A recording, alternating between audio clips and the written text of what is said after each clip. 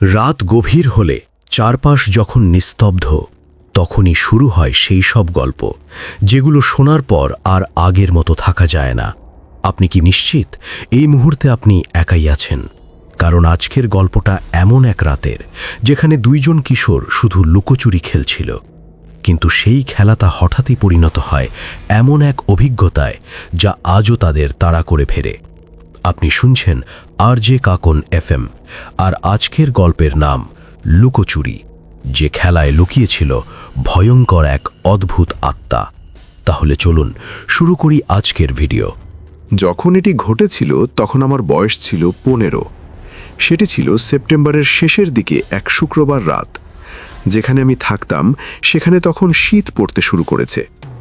আমার বাবা মা কিছু পারিবারিক বন্ধুদের সাথে রাতের খাবারে বাইরে গিয়েছিলেন এবং তারা বলেছিলেন যে ফিরতে দেরি হবে। পুরো বাড়িতে আমি একা ছিলাম। আমি আমার প্রতিবেশী এবং সবথেকে ভালো বন্ধু ক্রিসকে ডেকে আনলাম। সে আমার সমবয়সী ছিল এবং রাস্তার ওপারেই থাকত। আমরা সাধারণত আমার বেসমেন্টে আড্ডা দিতাম এবং গেম খেলতাম বা সিনেমা দেখতাম, কিন্তু সেই রাতে আমরা বিরক্ত বোধ করছিলাম। এক পর্যায়ে সে লুকোচুরি খেলার কথা তুলল। প্রথমে এটি বোকামি মনে হয়েছিল, কিন্তু আমরা আগেও একটি দলের সাথে এটি খেলেছিলাম এবং বেশ মজা হয়েছিল। বাড়িটি ছোট ছিল, কিন্তু লুকানোর জন্য অনেক জায়গা ছিল, বিশেষ করে অন্ধকারে। ভয়ঙ্কর পরিবেশ তৈরি করার জন্য আমরা বেশিরভাগ আলো নিভিয়ে দিয়েছিলাম। শুধু রান্নাঘরের আলোটা জ্বলছিল। নিয়মগুলো ছিল সহজ: বাইরে যাওয়া যাবে না, চিলেকোঠায় বা মেঝের নিচের ফাঁকা জায়গায় যাওয়া যাবে না। বেসমেন্ট, শয়নকক্ষ, আলমারি এবং আসবাবপত্রের নিচে লুকানো যাবে। ক্রিস প্রথমে লুকাতে চেয়েছিল, তাই আমি বসার ঘরে চোখ ঢেকে 50 পর্যন্ত গুনলাম। আমি প্রথমে তার দৌড়ানোর শব্দ শুনতে পেলাম এবং তারপর সব শান্ত হয়ে গেল। আমি গণনা শেষ করে ঘোষণা করলাম যে আমি আসছি। আমি রান্নাঘর থেকে খোঁজা শুরু করলাম, যেহেতু আমি ওখানেই ছিলাম, কিন্তু সেখানে লুকানোর মতো ভালো কোনো জায়গা ছিল না। আমি বেসমেন্টের দরজার পিছনে এবং তারপর করিডোর দিয়ে খুঁজলাম। বাথরুমে দেখলাম খালি। সদর দরজার কাছের আলমারিটা খুললাম, কিছু নেই। আমি উপরে গেলাম। আমার পায়ের নিচে মেঝে মচমচ করে শব্দ করছিল এবং প্রতিটি ছোট শব্দ আমাকে আতঙ্কিত করে তুলছিল। আমি প্রথমে আমার বাবা মায়ের শোবার ঘর চেক করলাম, বিছানার নিচে এবং ড্রেসারের পিছনে তাকালাম, কেউ নেই। করিডোর দিয়ে আমার নিজের ঘরে গেলাম।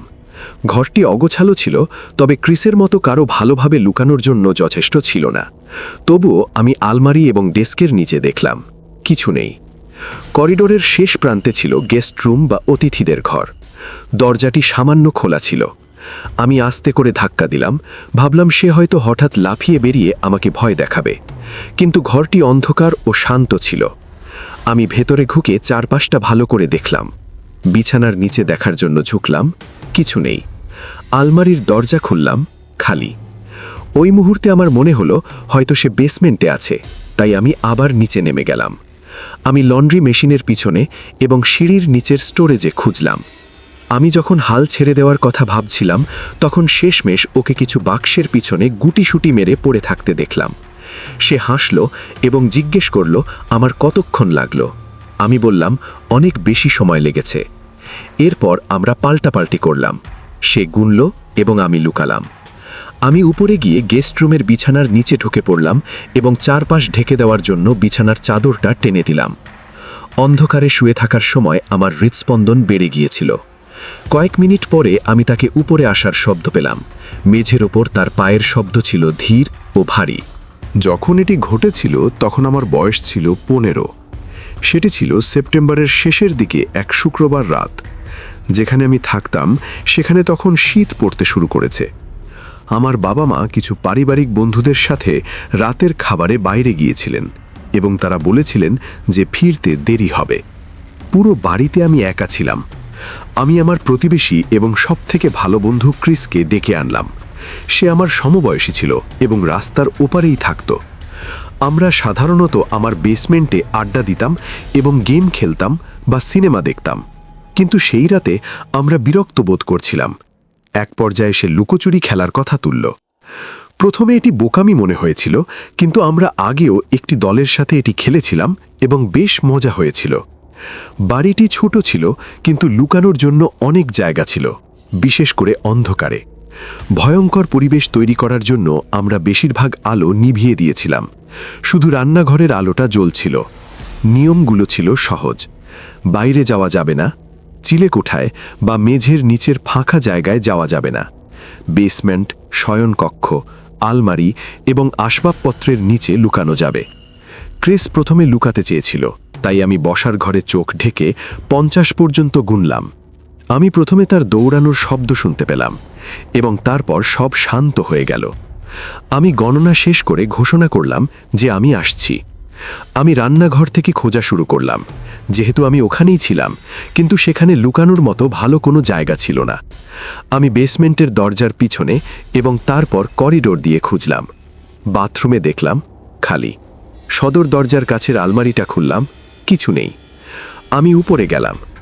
আমার পায়ের নিচে মেঝে মচমচ করে শব্দ করছিল এবং প্রতিটি ছোট শব্দ আমাকে আতঙ্কিত করে তুলছিল। আমি প্রথমে আমার বাবা মায়ের শোবার ঘর চেক করলাম, বিছানার নিচে এবং ড্রেসারের পিছনে তাকালাম, কেউ নেই। করিডোর দিয়ে আমার নিজের ঘরে গেলাম। ঘরটি অগোছালো ছিল, তবে ক্রিসের মতো কারো ভালোভাবে লুকানোর জন্য যথেষ্ট ছিল না। তবুও আমি আলমারি এবং ডেস্কের নিচে দেখলাম, কিছু নেই। করিডোরের শেষ প্রান্তে ছিল গেস্ট রুম বা অতিথিদের ঘর। দরজাটি সামান্য খোলা ছিল। আমি আস্তে করে ধাক্কা দিলাম, ভাবলাম সে হয়তো হঠাৎ লাফিয়ে বেরিয়ে আমাকে ভয় দেখাবে, কিন্তু ঘরটি অন্ধকার ও শান্ত ছিল। আমি ভেতরে ঢুকে চারপাশটা ভালো করে দেখলাম। বিছানার নিচে দেখার জন্য ঝুঁকলাম, কিছু নেই। আলমারির দরজা খুললাম, খালি। ওই মুহূর্তে আমার মনে হলো হয়তো সে বেসমেন্টে আছে, তাই আমি আবার নিচে নেমে গেলাম।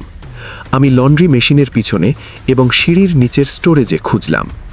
আমি যখন হাল ছেড়ে দেওয়ার কথা ভাবছিলাম, তখন শেষমেশ ওকে কিছু বাক্সের পিছনে গুটিসুটি মেরে পড়ে থাকতে দেখলাম। সে হাসল এবং জিজ্ঞেস করল আমার কতক্ষণ লাগলো। আমি বললাম অনেক বেশি সময় লেগেছে। এরপর আমরা পাল্টাপাল্টি করলাম। সে গুনল এবং আমি লুকালাম। আমি উপরে গিয়ে গেস্ট রুমের বিছানার নিচে ঢুকে পড়লাম এবং চারপাশ ঢেকে দেওয়ার জন্য বিছানার চাদরটা টেনে দিলাম। অন্ধকারে শুয়ে থাকার সময় আমার হৃৎস্পন্দন বেড়ে গিয়েছিল।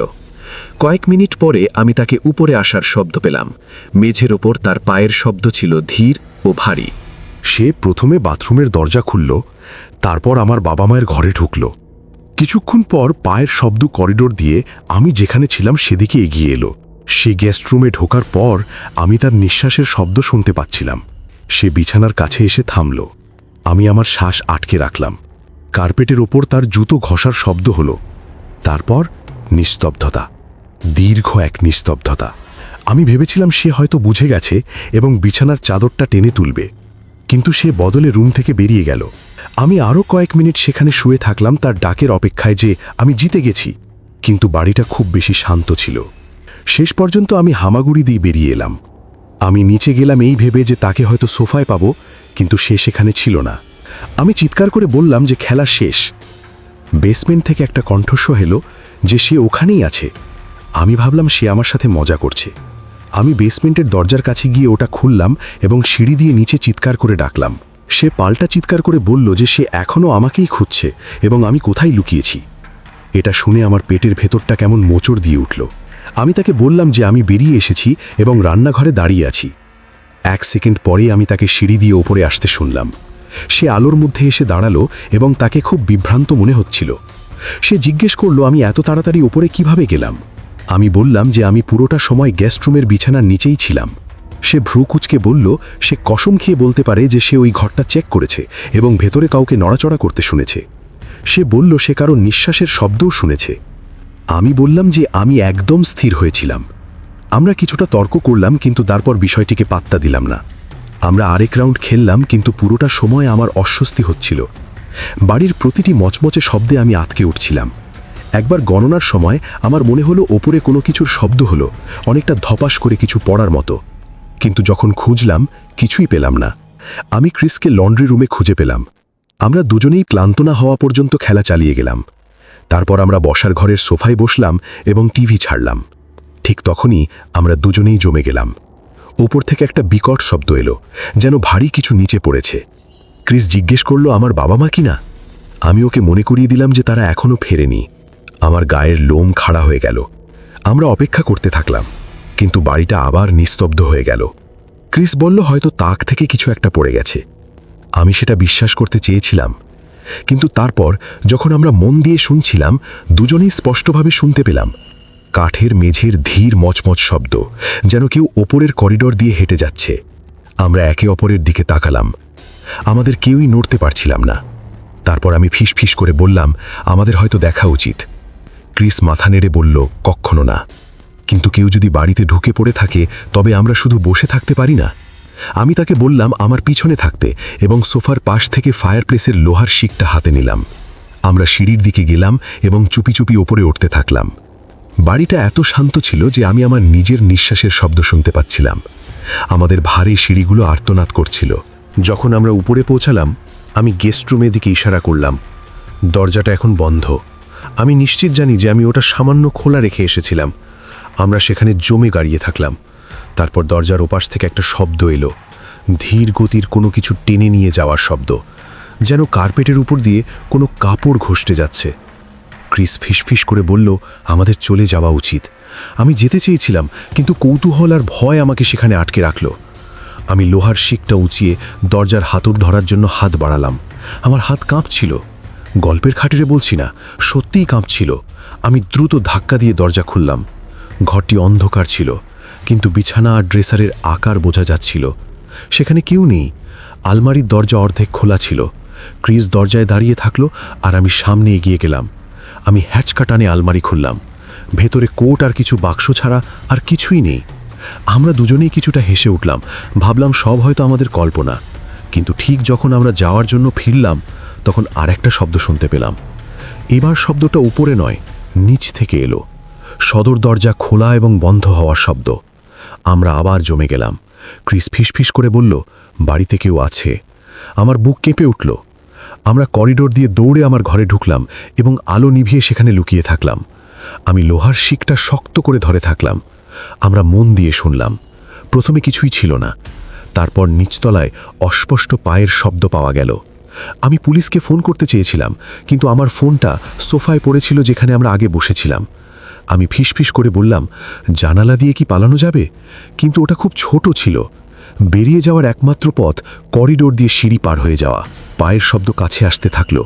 আমরা শুনলাম বেসমেন্টের দরজা খুলল। তারপর পায়ের শব্দগুলো একে একে সিঁড়ি দিয়ে নিচে নেমে গেল। আমরা দুজনেই স্বস্তির নিঃশ্বাস ফেললাম। যেই হোক না কেন, সে বেসমেন্টে গেছে, তাই সেই সুযোগে আমরা পালানোর সিদ্ধান্ত নিলাম। আমরা দৌড়ে সিঁড়ি দিয়ে নিচে নেমে রান্নাঘর পার হয়ে পেছনের দরজা দিয়ে উঠানে বেরিয়ে গেলাম। রাস্তার ওপারে ক্রিসের বাড়িতে না পৌঁছানো পর্যন্ত আমরা থামিনি। তার বাবা মা বাড়িতেই ছিলেন এবং আমরা যা ঘটেছে তা বলার পর তারা পুলিশ ডাকলেন। অফিসাররা আমার বাড়ির উপর থেকে নিচ পর্যন্ত তন্ন তন্ন করে খুঁজলেন। তারা কিছুই পেলেন না। জোর করে ঢোকার কোনো চিহ্ন বা বেসমেন্টে কাউকে লুকিয়ে থাকা দেখা গেল না। তারা আমাদের বললেন যে হয়তো বাড়িটি পুরনো হওয়ায় এমনি শব্দ হয়েছে, অথবা খেলার সময় আমাদের কল্পনা কাজ করেছে। কিন্তু ক্রিস আর আমি দুজনেই জানতাম আমরা কি শুনেছি। আমরা জানতাম ভেতরে কেউ ছিল। পরের কয়েক সপ্তাহ আমি ঠিকমতো ঘুমাতে পারিনি। মেঝের প্রতিটি শব্দে আমার মনে হতো করিডোরে কেউ আছে। সেটাই ছিল শেষবার যখন আমি লুকোচুরি খেলেছিলাম আর খেলিনি। আমরা বড়ও হয়ে গেছি।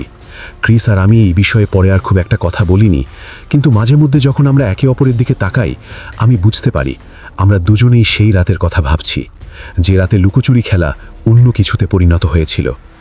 আজও কয়েক বছর পর আমি সেই আলমারির দরজার শব্দ, কার্পেটের উপর ঘষ্টে যাওয়ার শব্দ আর নিচতলার পায়ের শব্দের কথা ভাবি।